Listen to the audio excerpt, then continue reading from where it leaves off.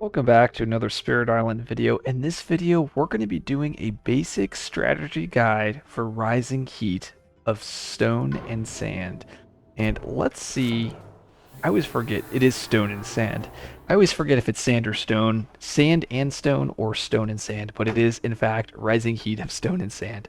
So, okay, this is our spirits.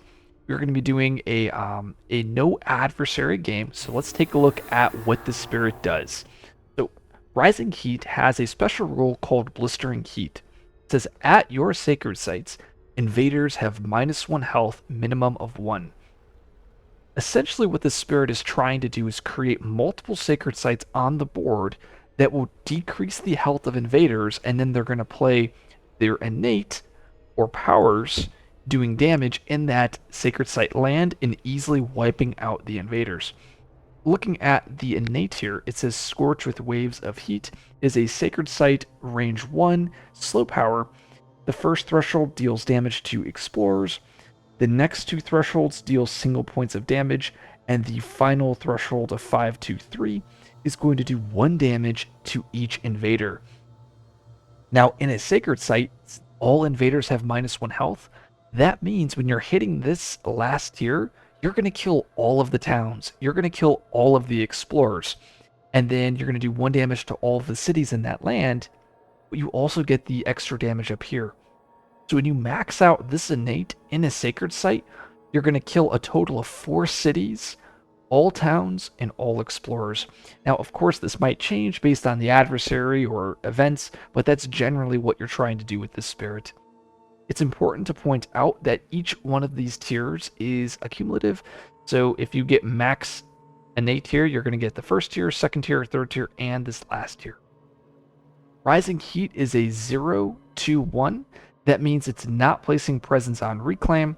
It is a 2 presence placement option, and then it has a final presence placement option with goodies of energy and power cards. If you follow my Rising Heat guide, you'll notice that I go through all of the different openings with the spirit, but I tend to focus mainly on using that G3, and that's what we're going to showcase in this video here too. The tracks end at 5 and 5, and you have an earth and 2 fire on your tracks. A lot of times you're going to want to just go straight down to plays because you really need to hit this innate, and because you'll have energy off your G3 and your G1, you really don't need energy off top track. So keep that in mind. Now let's look at the power cards here. You have Gift of Searing Heat. This is a 0 energy fast power, sun, fire, air, and you're going to give 2 energy to another spirit. A lot of times this line of text here just doesn't really matter. You pretty much never choose it. In a solo game, you can use this card on yourself. Now I recommend not doing that because I think it makes the game very easy for the spirit. But that is something that you can do if you are playing in a solo game. We now have Sweltering Exhaustion. This is a 2 energy fast. It's a fire air card, Sacred Site 2 range, 1 fear, and you get to skip a single Ravage or build action in target land. We have Call on Herders for aid. It's a 1 energy slow, Sun, Fire, Earth animal, 2 range, gather up to 2 Dahan, and then it says for each Dahan present, push up to 1 Explorer Town or Dahan. So this is your card that's going to allow you to gather Dahan and then disrupt invaders or move Dahan. This card is a great a great card to play with majors because it has very friendly elements. And friendly elements, I'm just saying that like having a sun fire animal is a very good combination for a lot of powerful major powers, and I wish I could go through. I guess I could here, but I go through that more in my my detailed guide.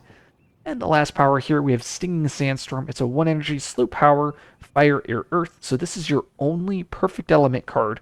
So when you play your Stinging Sandstorm, you're going to be hitting this innate a lot more frequently. And it's going to allow you to move a presence. You gather up to 1 presence into the land, and then you deal 1 damage and 1 fear. Important to point out that if you use Stinging Sandstorm to create a sacred site, remember invaders will get that -1 health from your special rule. That 1 point of damage will end up killing that town. Okay, so we have Sands starting, and this is an unfavorable explore because this is going to end up likely building our city here. Ideally, I would like this land to have not come up this early, but it is what it is. So I'm going to start off gaining my power card first, and I'm going to use that knowledge to dictate what I'm going to do for this turn.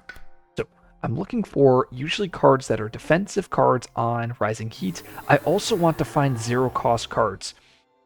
I talk about the odds in a previous video. The odds of finding a zero cost fire is about 50%, and of course we did win that coin flip with Lure of the Unknown. We also got Drought, which is a nice fire earth. We do need to find a single earth card to hit this max innate later in the game at some point. So we have Drought, we have Lure of the Unknown. These are both very, very nice cards. We have so Drought, this is going to kill a bunch of buildings. It's on element, and then if we have the 3 sun, which we do, we'll be able to kill a city. Spur is that fire air card, gives us an extra card play. This is a card that I would take if I was in a multiplayer setting. We have Dire Metamorphosis. This is a card that is going to do a point of damage and then add a bunch of tokens and a blight. This is a card that I'm not going to take here because the other 3 cards are just too spicy. And finally, we have Lure of the Unknown. This is that zero cost fire air card, great for hitting our innate. It's also fast disruption. So this is the card that I'm going to take because it impacts the board now. So we're going to grab that Lure of the Unknown. I now need to figure out a place to place my presence. And I want to grow into my F5 because I want to be able to get closer to my F1 or my F2. There could be an argument to also growing into F4. Really, it's kind of a coin flip. I'm going to grow along bottom track, like I said. And when I said coin flip, it's really both options are viable. It's just you don't know what the next explorers are, and that kind of dictates where you would like to grow. So you don't really know where they're going to explore, and that's the land you want to be in. So like I said, a coin flip. So I place my presence down here. I want to disrupt the build here on my F1. So I'm going to be playing that Lure of the Unknown, and that's why I want to gain that power card first before I start playing my cards. Now, we do have a Ravage skip, and we can use this Ravage skip to skip my F8 when it comes up, so I don't have to worry about that card, I don't have to worry about that blight. Now, this is where I'm able to play Gift of Searing Heat here, and well, this is where you can do multiple different builds. I talk about this in my other in my Rising Heat guide. There's a fast tempo build. There's I can kind of delay and then have a very, very powerful turn later in the game. I wonder if I want to fast tempo this game. You know what? I'm going to fast tempo. I think that would be really fun. So fast tempo is I'm going to try to play all of my cards as much as I can here, and I want to be hitting this innate as frequently as I can so that I can disrupt the invaders.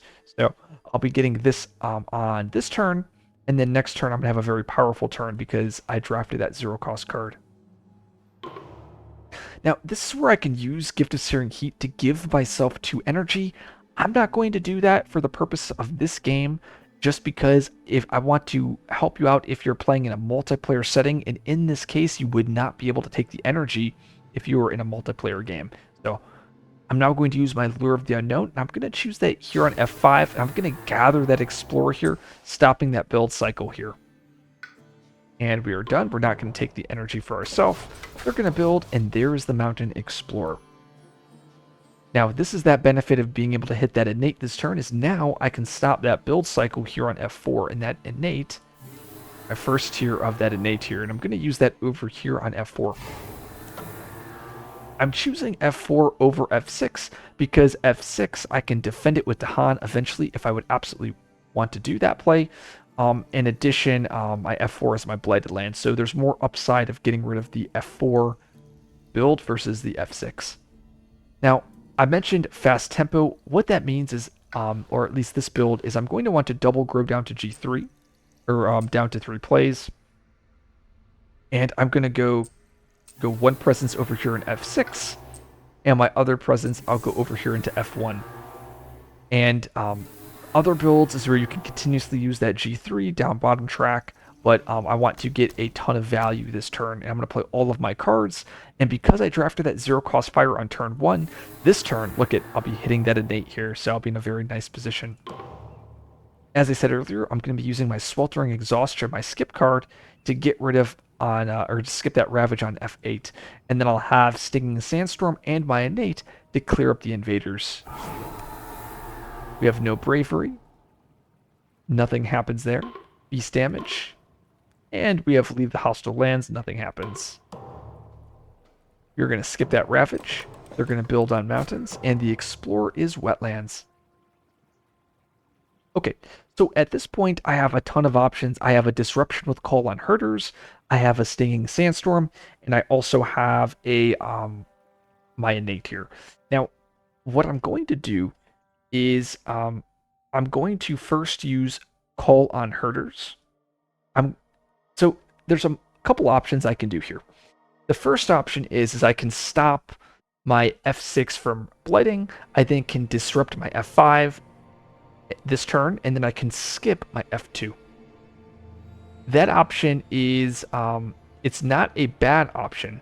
It's just I want to be able to create that pocket. I want to cut off the invaders on the inland land.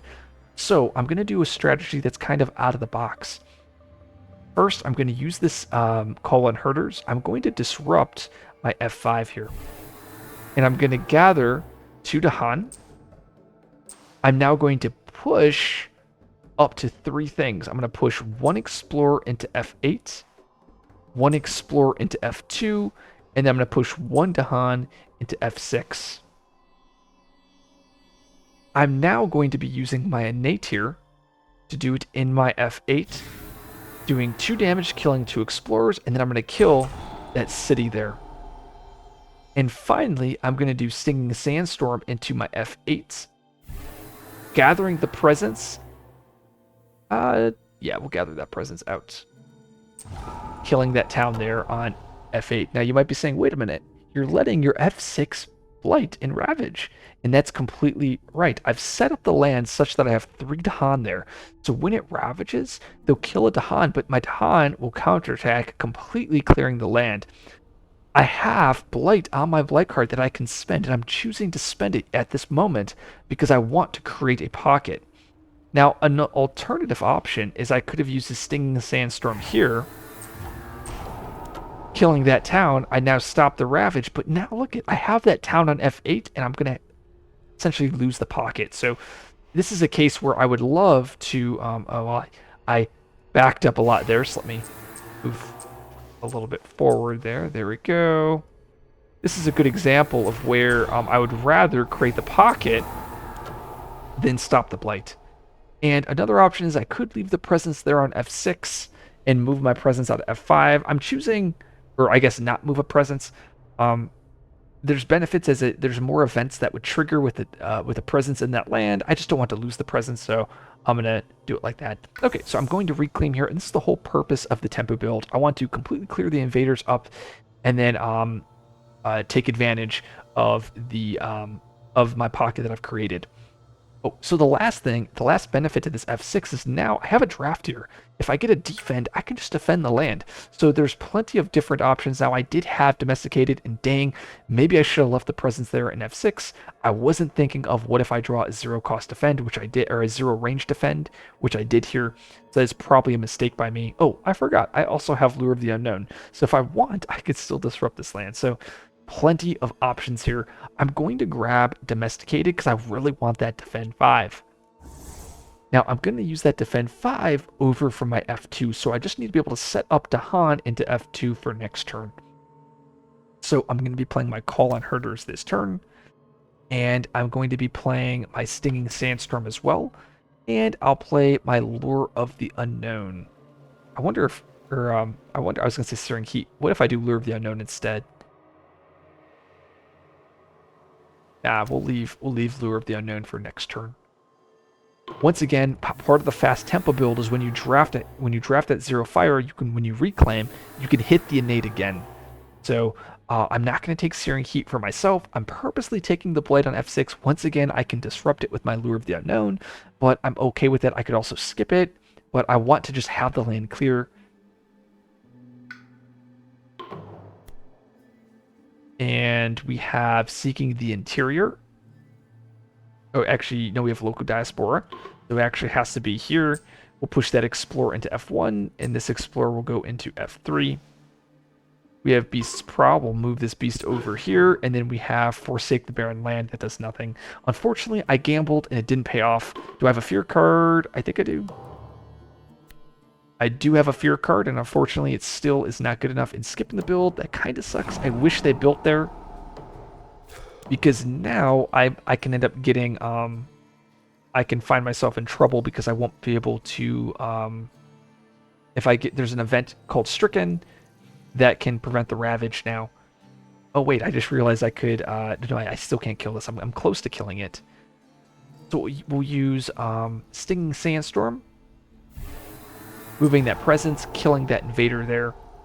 We'll then use Call on Herders here, gathering those Dahan, and then I can push up to 4 Dahan, and we'll go 1, 2, 3, and 4. And then we'll use this Innate here, killing that Explorer there. And we're nicely set up. We're going to G3 here. We're going to get that minor card here first. There's Mesmerize Tranquility. I wonder if I'm supposed to go with Disorienting Landscape instead. I think so. Let's go with Disorienting. I could do Mez for more defense here on F2, but really I'm going to want to do Disorienting such that I can just completely kill all of the invaders here on F2 and win the game. I'm going to place this presence over here into my F2. I'm going to play my 3 cards. I don't need my skip. I'm going to use Lure of the Unknown to gather this Explorer out. And then I'll use Disorienting Landscape to push that Explorer in. You might be saying, wait. Well, so Lure can't gather the Explorer into F2.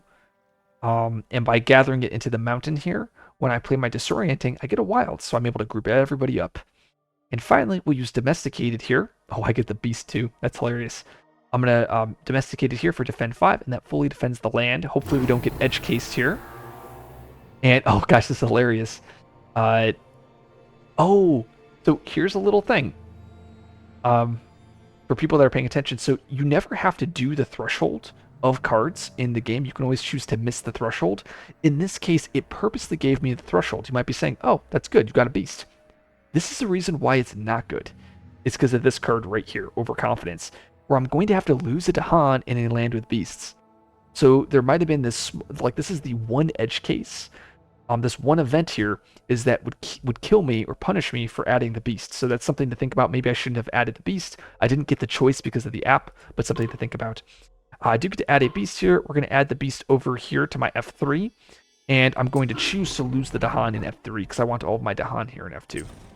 And I get an extra Defend 5 from Coordinated Defense. And they Ravage. And that is it. That is GG. So a very fun game with Rising Heat. If you like this video, like, subscribe for more content. I'll see you guys in the next video.